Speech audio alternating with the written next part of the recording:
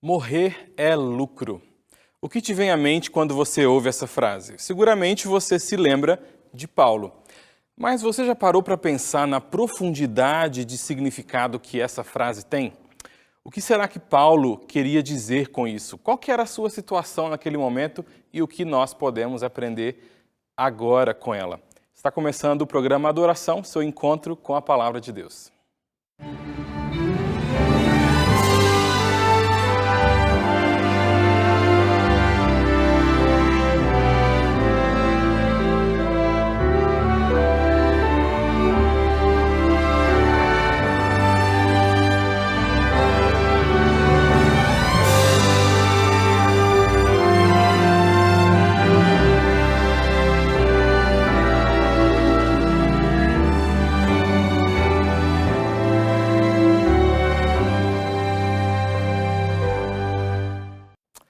Seja muito bem-vindo ao nosso programa Adoração. Estamos começando mais um programa, mais uma conversa aqui sobre a Palavra de Deus. E eu já quero começar te oferecendo um dos nossos guias de estudo, uma das nossas revistas Esperança. Essa aqui fala sobre a cura do pecado. O tema é a cura do pecado, mas nela você vai passear por toda a Bíblia para aprender um pouquinho da origem do pecado, o que ele ocasionou na humanidade, como nós podemos nos ver livres deste pecado. Será que isso é possível? É possível alcançar uma cura para o pecado? Quando é que essa cura chegará na minha e na sua vida? E você aprender sobre Cristo, sobre o seu ministério, sobre a sua morte, o que isso tem a ver com a sua vida hoje, entre outros temas que você vai aprender aqui com a revista Esperança, a cura do pecado. Para pedir, você já sabe, 98244-4449. Entre aí em contato com o nosso WhatsApp, tem uma equipe preparada para atender você neste momento e você pode pedir o seu estudo, ok? Pode entrar também no nosso site, novotempo.com/escola bíblica, ok? Se torne um aluno aí da nossa escola bíblica e aprenda mais sobre a Bíblia junto com a gente. Antes da gente começar a falar aqui sobre a mensagem deste dia, eu quero te fazer pela última vez aqui um convite. Você sabe que no próximo sábado, dia 25, às 8 da noite, acontece talvez o maior evento aqui dentro da Rede Novo Tempo de Comunicação. É o Anjos em Ação. Neste programa você vai entender um pouquinho mais da diferença que a Novo Tempo tem feito na vida de milhares de pessoas. Talvez você seja uma dessas pessoas, né, que foi abençoada e impactada pela obra da TV Novo Tempo. Então se conecte aí às 8 da noite no programa Anjos em Ação, muita música, muito testemunho, você vai ver todas as carinhas conhecidas aqui da TV Novo Tempo neste programa que é um programa de gratidão, ok? A gente te espera lá neste sábado, 25 de novembro, às 8 horas da noite, ok? Muito bem, eu quero então conversar com você que está em casa sobre um tema que, sinceramente, assim, toca muito o meu coração. Eu não sei se você tem personagens favoritos na Bíblia. No Antigo Testamento eu tenho alguns personagens, né? Esther, eu gosto muito de Esther, gosto muito de Davi, gosto muito de Moisés. Porém, no Novo Testamento tem um personagem que para mim é, assim, o ápice, sabe? Ele foi uma pessoa incrível. Este personagem é Paulo. E é sobre ele, um pedaço da sua vida, é sobre isso que nós vamos conversar e meditar no programa de hoje. Quero te convidar para abrir a sua Bíblia em Filipenses 1 e fazer uma oração comigo também. Oremos? Senhor Deus, estamos abrindo aqui a sua palavra, Senhor. Pedimos que o Senhor nos ilumine nesse momento para que a gente entenda aquilo que o Senhor tem para nos dizer, Pai. Nos ajude a absorver as lições, nos ajude a diminuir, Pai, o volume das vozes que estão aí fora, para que a gente se concentre na sua neste momento, Pai. Nos abençoe em nome de Jesus. Amém. Muito bem, Filipenses 1, já abriu sua Bíblia aí? Se você tiver sua Bíblia física, pegue ela, abre aí para você acompanhar com a gente. Pode abrir uma aba no seu computador, pode abrir no seu celular, de qualquer forma para você acompanhar com a gente a leitura da palavra. Como eu disse, Paulo é o meu personagem favorito por muitas razões, né? E Paulo ele escreveu algumas cartas para as igrejas que ele fundou. Algumas das igrejas para as quais ele escreveu não foi ele que fundou, né? Como a igreja de Roma, por exemplo. Porém, nesse caso aqui, esta tinha sido uma das igrejas que ele fundou. E geralmente assim, nas suas viagens missionárias, ele passava em um local, ficava um determinado tempo e depois fazia um acompanhamento, né, à distância por meio das cartas. Claro que Paulo ele era inspirado por Deus, né? E ele sabia também quais eram as lutas, as questões que estas igrejas, essas cidades passavam. E em suas cartas, Paulo faz questão de relembrar estes momentos, essas crises, essas alegrias, né, que este povo específico passava. A carta aos Filipenses é a carta mais pessoal, junto com Filemão, né, a mais pessoal dentre todas as cartas escritas por Paulo. E eu te convido para ler depois esse livro, tá? Não é um livro muito grande, você consegue ler em alguns dias, se você for ler um pouquinho por dia, né, para meditar e aprender um pouquinho. Mas esta carta tem um tom muito pessoal e a gente percebe isso logo no início dos primeiros versos, dos primeiros versículos ali, já no capítulo 1. Essa carta é um testemunho de alegria de Paulo aos Filipenses e deles para com Paulo. É uma alegria de Paulo para os filipenses, porque ali ele lembra de tudo que ele passou com os filipenses, né? E também dos filipenses para com Paulo, porque eles se lembram de como Paulo os incentivou, como Paulo os fortificou em sua fé. E os acontecimentos dessa carta, eles ocorrem durante a segunda viagem de Paulo. E ele ficou pouco tempo ali naquela região, a região de Filipos, né? Mas foi o suficiente para fundar essa que foi a primeira igreja cristã em solo europeu.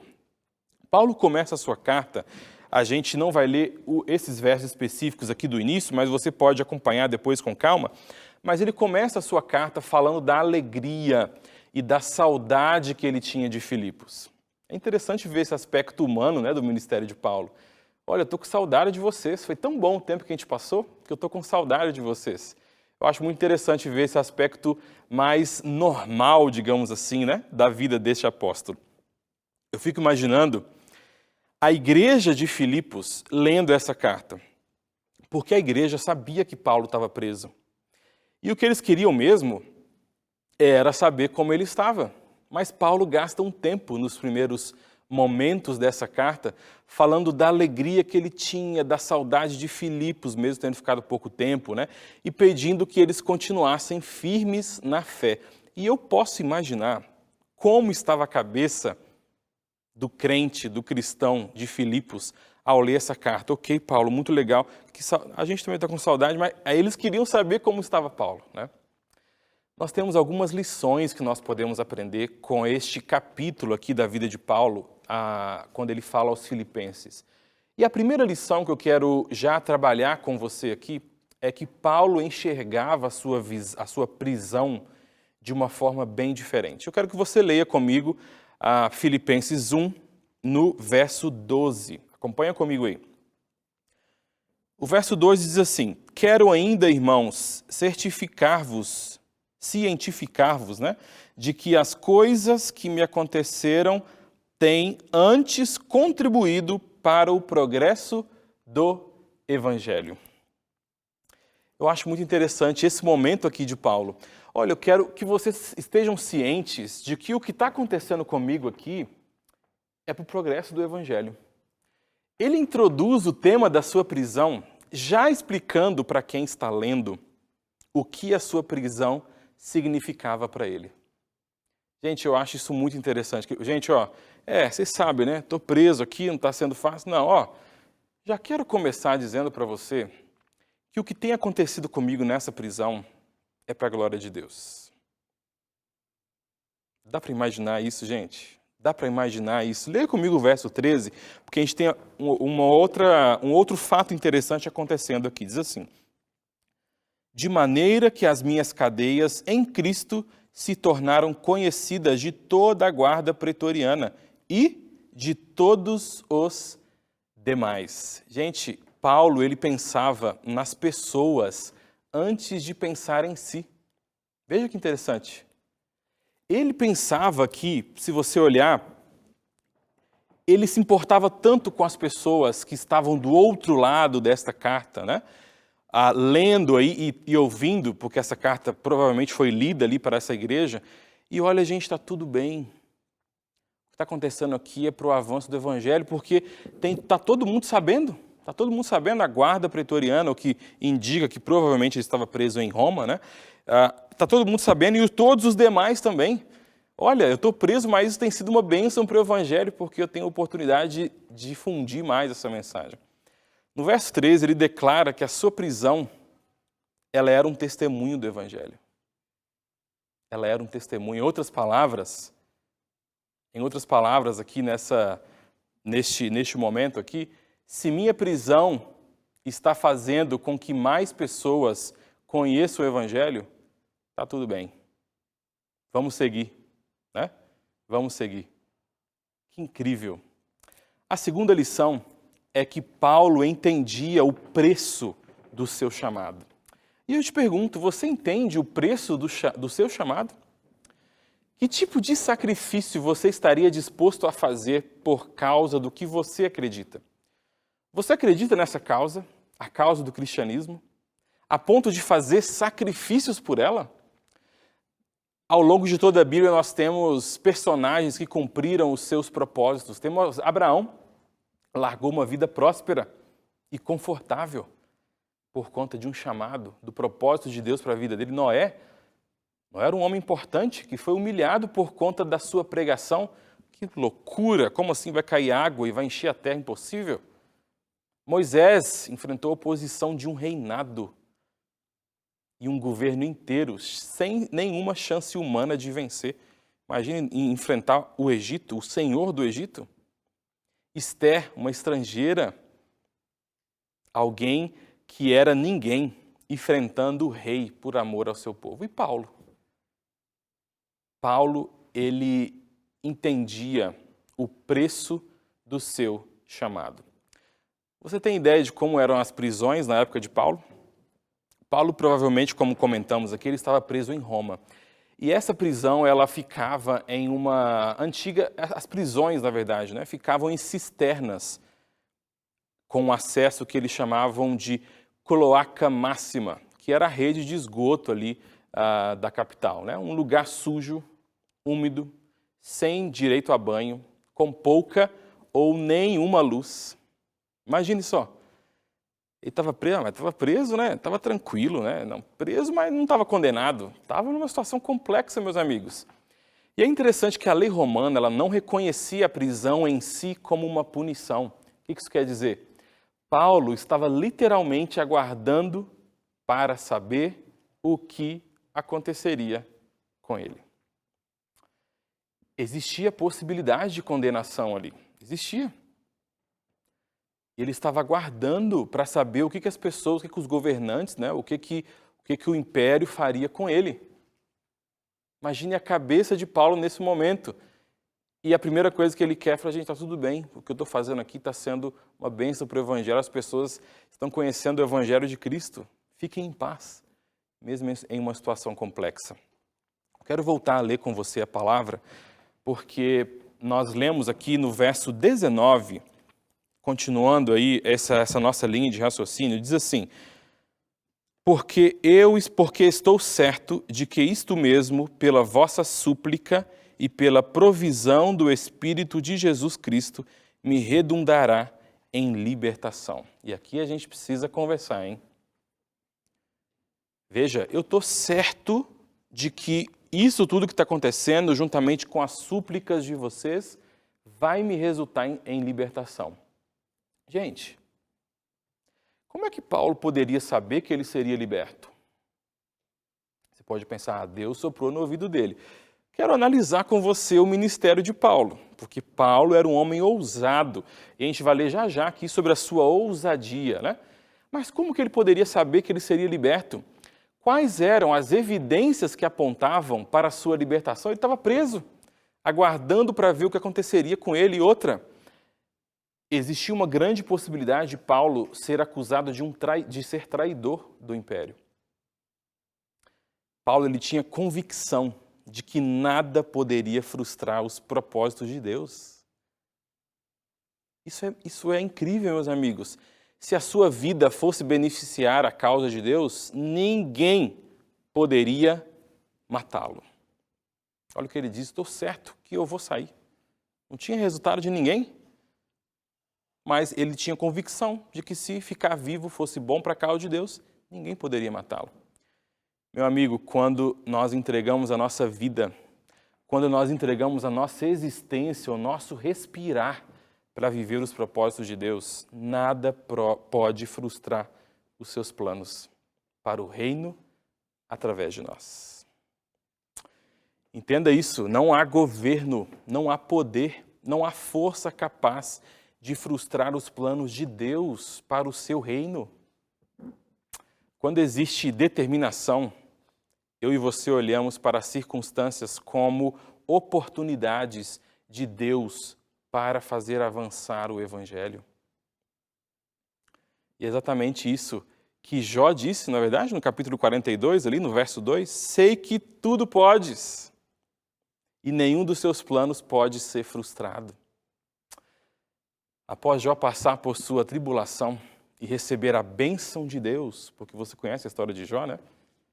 Ele diz que os planos de Deus não podem ser frustrados, e em seguida ele diz lá em Jó 42, verso 5, eu te conhecia só de ouvir, mas agora os meus olhos te veem.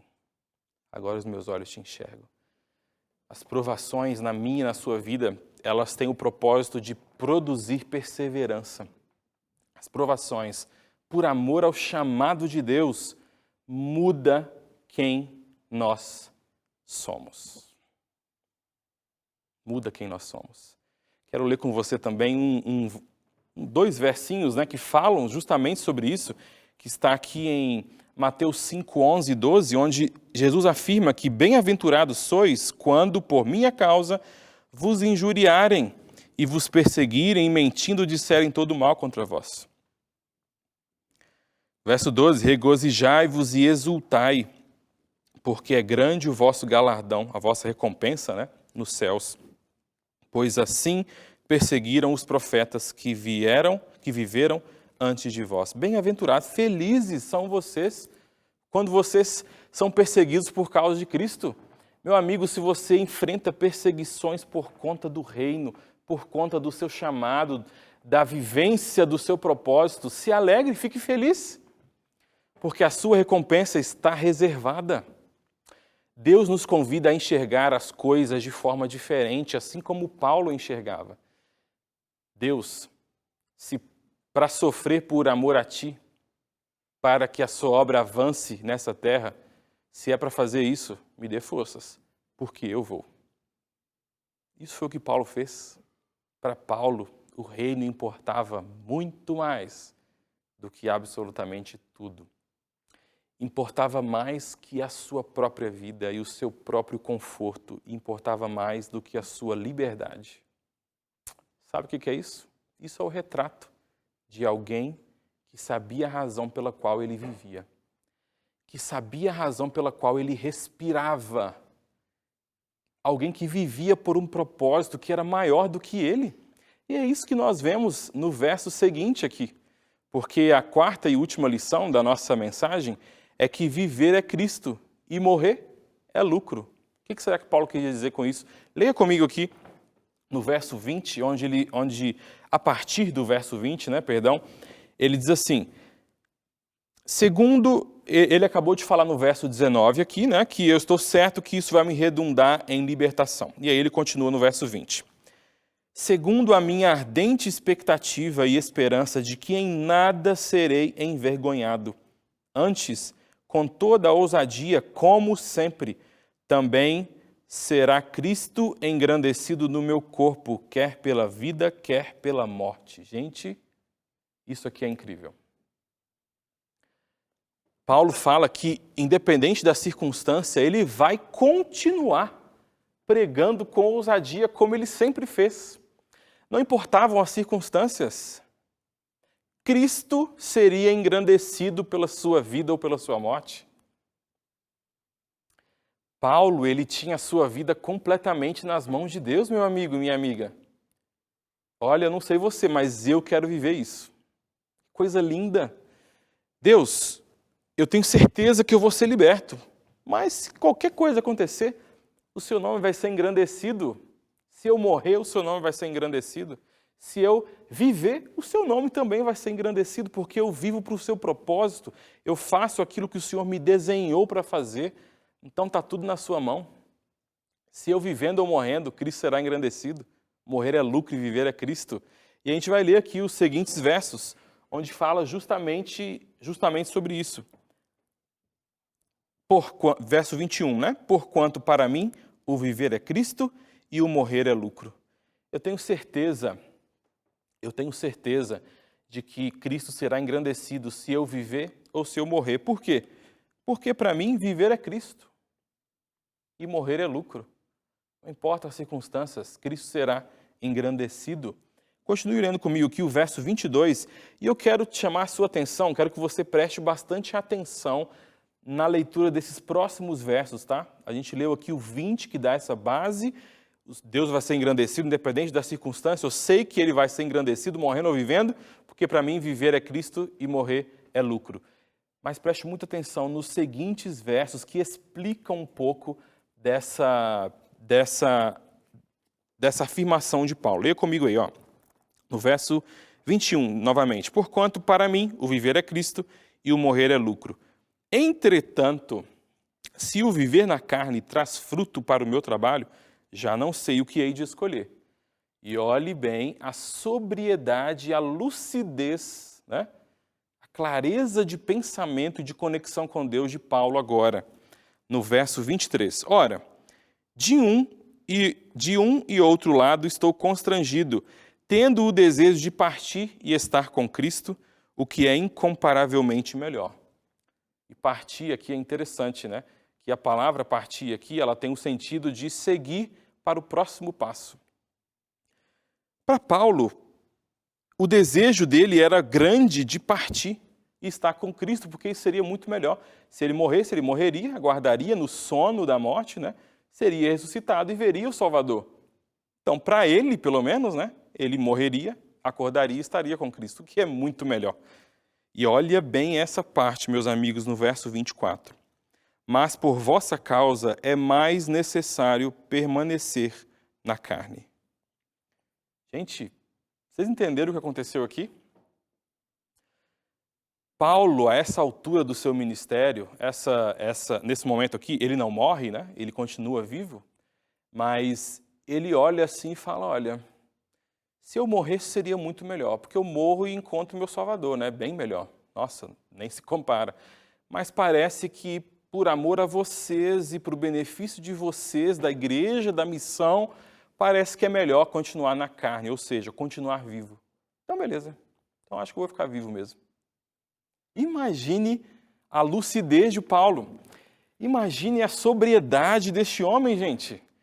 A conexão que ele tinha com Deus, morrer seria muito melhor. Nossa, incomparavelmente melhor. Morro, encontro o Salvador. Mas parece que por amor a vocês é melhor, né? Ficar vivo. Então, acho que eu vou ficar vivo mesmo. Que coisa incrível. E ele finaliza no 25 dizendo, e convencido disto, estou certo de que ficarei e permanecerei com todos vós, para o vosso progresso e gozo da fé. Estou convencido de que ficar vivo seria melhor para vocês, então eu vou ficar. Veja, em nenhum momento Paulo cogita a possibilidade de a prisão ou o império interferirem nisso. Por quê? Porque ele entendia que os propósitos de Deus não podem ser frustrados por poder humano. É isso. Mesmo que haja contratempos, no fim das contas, Deus é quem está no controle. E Paulo entendia isso. Paulo entendia isso. Morrer seria bem melhor, mas parece que ficar vivo por amor a vocês é melhor. Então eu estou certo que eu ficarei vivo. Mas e a decisão da justiça e a decisão do império não interessa, porque Deus está no controle. Se é melhor ficar vivo, para a obra de Deus, Ele me manterá vivo.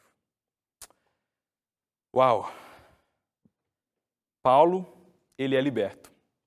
E eu só posso imaginar como foi a sua saída, né?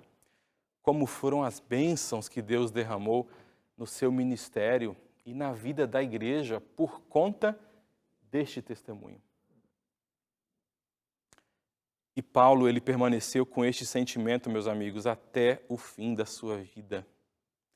Não sei se você se recorda, mas em 2 Timóteo 4,6, Paulo está novamente preso. Nesse momento, provavelmente com as mãos acorrentadas, escrevendo ali a sua última carta ao seu amigo Timóteo, né?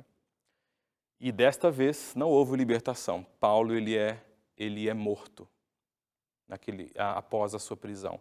Mas 2 Timóteo 4,6 nos revela, na verdade, o capítulo, né, de 2 Timóteo 4, esse último capítulo da vida de Paulo, ele fala ali, né, combati o bom combate, completei a carreira, guardei a fé, agora a coroa da justiça está guardada para mim, e não só para mim, né, mas para todos quantos amam a vinda de Cristo.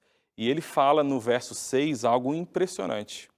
Já agora estou sendo derramado por libação.